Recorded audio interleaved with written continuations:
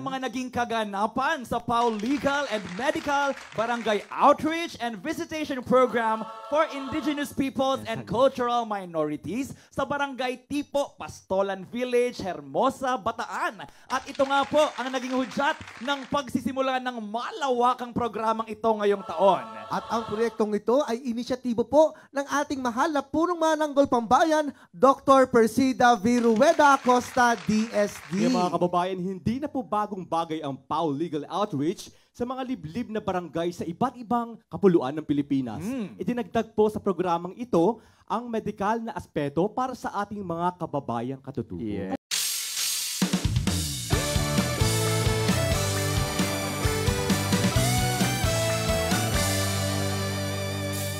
Persida sa puso't isipan ang pangarap sa buhay.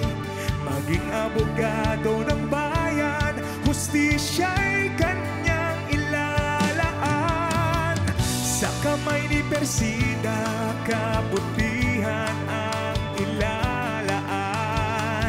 Kanyang kayamanan, prinsipyo, dignidad. Persida Acosta, abogado ng masa. Sa pagsisimula pa lamang ng taong ito ay inilunsad na ng ating PAO Chief Persida Acosta ang pagpapalawak ng kanyang programa na Free Legal at Medical Barangay Outreach and Visitation para sa ating mga kababayang kabilang sa Indigenous Peoples and Cultural Minorities. At ang unang tinungo ng ating hepe kasama ang PAO Forensics Division, MCU Doctors at PAO Lawyers and Staff, ang tribong Aita ng Ambala sa Barangay Tipo, Pastolan Village, Hermosa, Bataan. Sa lugar na ito matatagpuan ang halos nasa 2,000 Aita na patuloy na namumuhay at naghahanap buhay sa kabundukan. Kasama po natin ngayon ang ating Chief Public Attorney, Dr. Persida Virueda Acosta, at ang ating Deputy Chief Public Attorney, Dr. Erwin P. Erfe, na ngayon ay nagkakandak po ng isang legal and medical mission. Kasama rin po natin yung mga doctors ng PAO Forensic as well as yung mga lawyers po natin from PAO Dinalupihan at sa buong Bataan po. Maraming salamat po sa ating Chief Public Attorney sa pagbisita po dito sa atin sa Bataan. Maraming salamat din po sa pangunguna ng isang legal and medical mission para sa ating mga katutubong kapatid. Rest assured po na pagbubutihin pa po natin yung ating pagseserbisyo sa ating mga kababayang Pilipino. Kaya naman naging makulay at masaya ang pagtatagpo ng ating hepe at mga kababayang Aita na una nang nag-abang sa pagdating ni Chief Acosta. Masaya po kami, nandito kayo.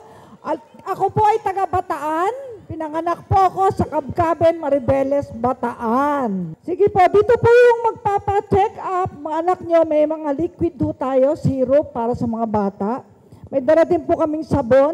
Meron din pong handy towel na nandirito. Pamimigay namin sabon. Wow. Mga gamot, mga vitamina para sa mga bata. At ang ating mga doktor mula sa MCU Hospital nandito.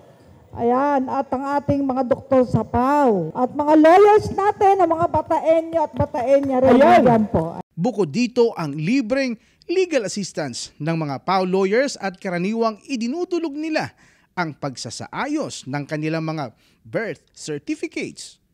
Birth certificate, mga late registrations at yung mga pagpapatama sa mga pangalan. After this, i-coordinate po natin sa mga concerned agency as well as yung mga district offices po natin para lalong maging madali yung pagpapaayos ng mga papeles ng ating mga katutubong kapatid.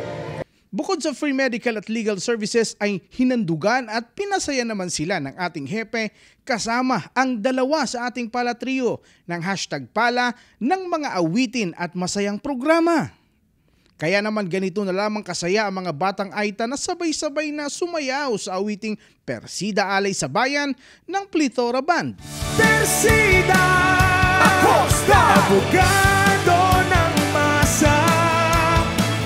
Persida Acosta, lingkod ng bayan. Persida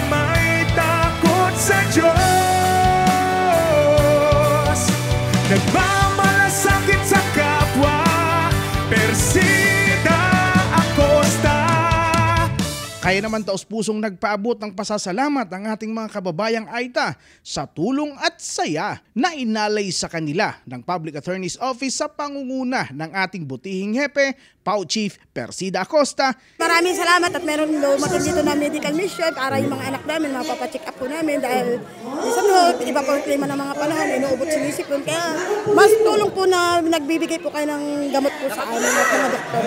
Maraming salamat po.